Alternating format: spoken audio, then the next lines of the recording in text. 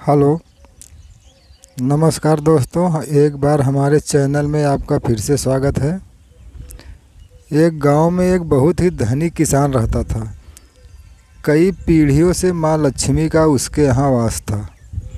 एक दिन सपने में किसान के माँ लक्ष्मी आती हैं और बोली कि बेटा, मैं बहुत दिन से तुम्हारे यहाँ रह रही हूँ और अब मैं तुम्हारे यहाँ से जाना चाहती हूँ।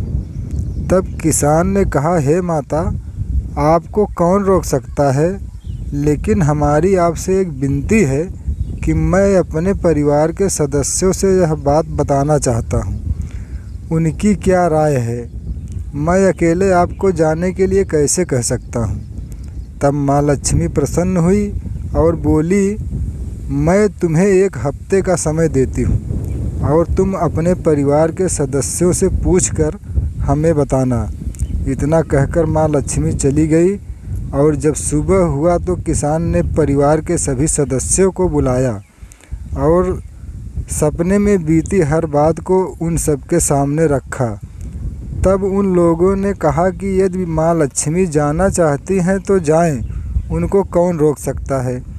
फिर एक दिन सपने में माँ लक्ष्मी उस किसान के पास आई और बोली, क्या हुआ बेटा, आपने परिवार से पूछ लिया? तब किसान बोला, हाँ माता, उन लोगों ने कहा कि यदि आप जाना चाहती हैं तो जाएं, आपको कौन रोक सकता है। लेकिन माता, हमारी एक छोटी बहू है जो मायके में इस समय रहती है। एक बार उनसे पूछने का अवसर हमें प्रदान कीजिए। माँ लक्ष्मी मुस्कुराई और बोली, ठीक है बेटा, मैं 1 सप्ताह का समय तुम्हें और देती हूँ।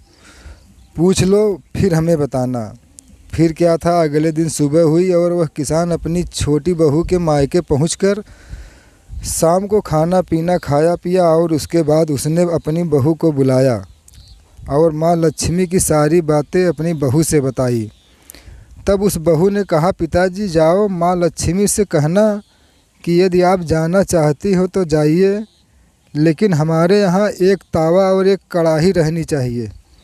बहू की बात सुनकर वह किसान बहुत प्रसन्न हुआ और अगले दिन सुबह अपने घर आया और किसान रात को सोने के टाइम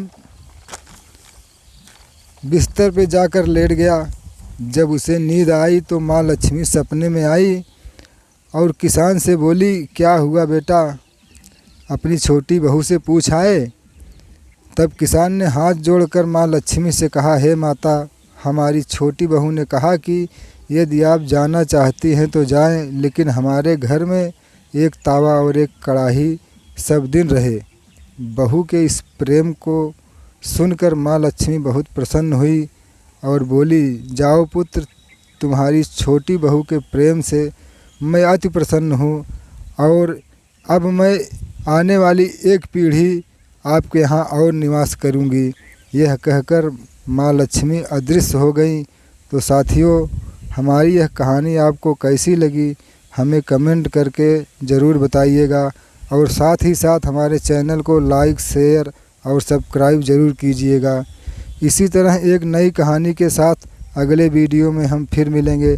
तब तक के लिए नमस्कार। आप सबका बहुत बहुत धन्यवाद।